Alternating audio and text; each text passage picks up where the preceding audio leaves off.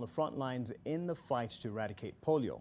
Our reporter Ruth Munyi sits with the Rotary International President Jennifer Jones to discuss efforts made by Rotary and its partners to end this paralyzing disease.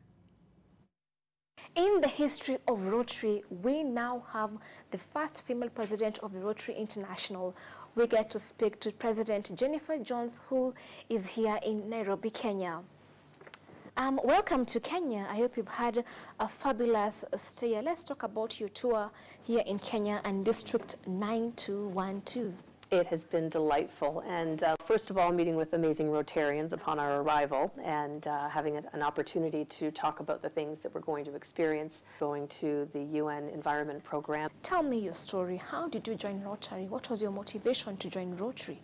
Well, interestingly enough, I was a young rookie reporter in the late 80s, and I was assigned to cover Rotary meetings on a frequent basis. And at that time, women were not permitted to join our organization, and so I would be the only woman in the room. Fast forward to 1987, there was a Supreme Court ruling in the United States that actually permitted women to join our organization. And so it was about a decade later that a good friend of mine, who was the owner of the local cable station, invited me to attend a meeting.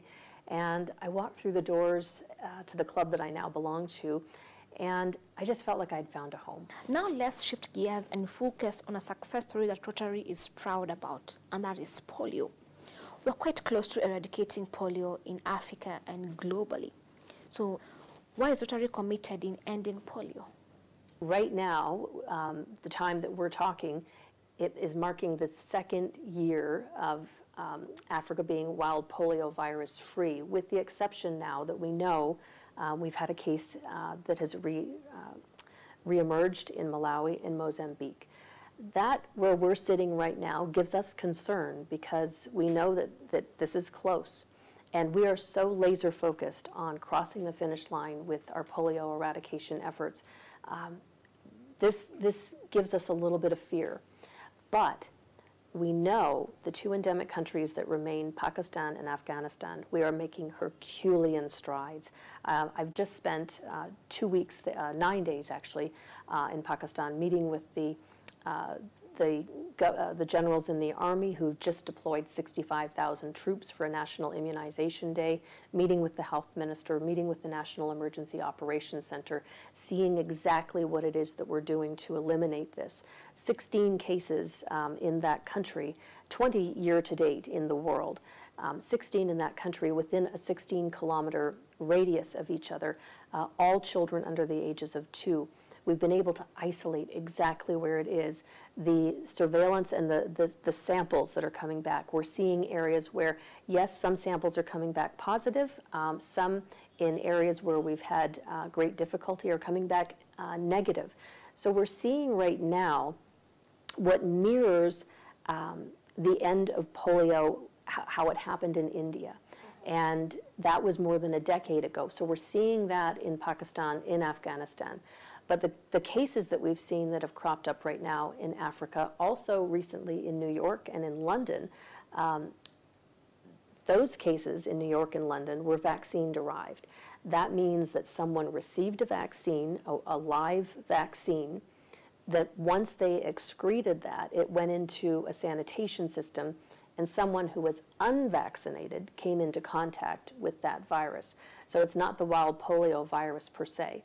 The cases here in Africa, we know that there's direct lineage and linkage to Pakistan. So it's not like it's cropped up as a new thing in the country. It's been imported from an endemic country. So these are positive signs, but they tell us no one is safe until everyone is safe. What is your big dream for Rotary transforming the world? Ooh, big dream in transforming the world. You know what? I don't know that I would say that it's one big dream. I think it's a lot of dreams, and maybe right now empowering people to feel that they can be dreamers, that they can own that.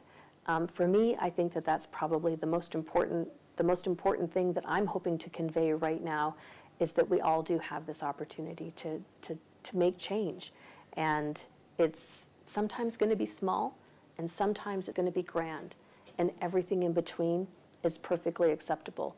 We just have to make sure that we, as an organization, decide when we're going to do something as people of action